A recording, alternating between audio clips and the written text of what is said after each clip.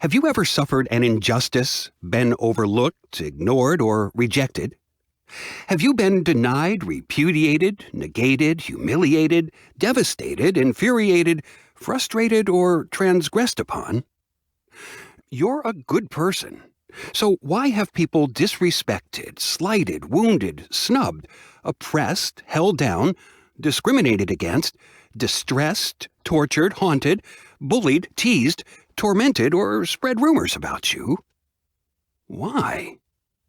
And when it was over, did you think, I don't deserve this? Why me? I'm a good person. If someone is going to get divorced, suffer a heart attack, be mugged, raped, blown up by a terrorist, lose a limb in an accident, be swindled, slandered, foreclosed on, or fired, don't you think it should happen to someone who deserves it? It should never happen to me. I'm a good person. Well, if any of this has happened to you, I just want you to know that Joseph Michael Moretti has found the answer. Chapter 1. I wanted to make it so that young people would begin to ask questions about the mystery. Not having enough interest in the mysteries of life to ask the question, is there a God or is there not a God? That for me is the worst thing that can happen. George Lucas. Joseph Michael Moretti awakened to the muffled crying coming from the guest room. Grace's sobbing echoed in his mind. Quickly dressing, he slipped on his sandals and headed downstairs for a cup of coffee. After hitting the button on the coffee maker, he got out his favorite Lucky Mug and the bottle of vanilla creamer. Desiring to avoid Grace, he softly called Hershey, their chocolate-brown lab, for a walk on the Strand. It will feel good to feel the fresh ocean breeze. As soon as he picked up the leash, Hershey was at his side.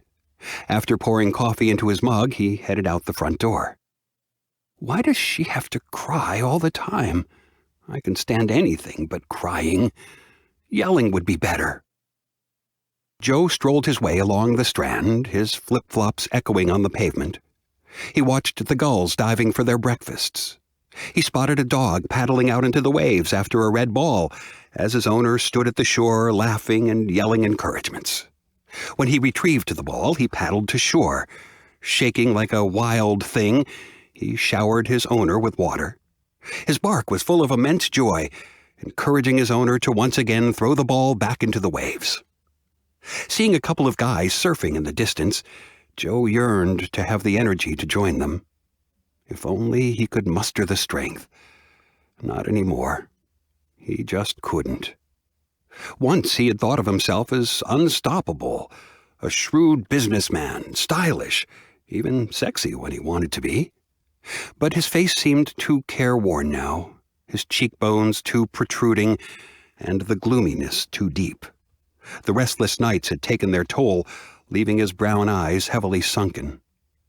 Sitting like a stagnant pond, clouded by fear, he wondered what evil lurked below the surface, what unbearable pain might soon unfold. A cool breeze blew across his face, its smells of the ocean clean and fresh. Walking to the shoreline, a wave caught him by surprise. Wet and clammy, sand oozed between his toes. Arriving at his favorite spot, he sat in the sand sipping his coffee while Hershey curled up next to him taking his morning nap. His mind rambled about without a clear-cut purpose. Most of his important decisions in life had been made here, but for the first time he had no spot to place his pain and nowhere to turn for help. Joe was heartbroken. What force had led him to this place?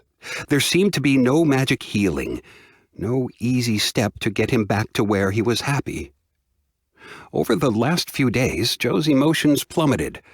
He felt weak and lifeless. There was a strange chill in the pit of his stomach.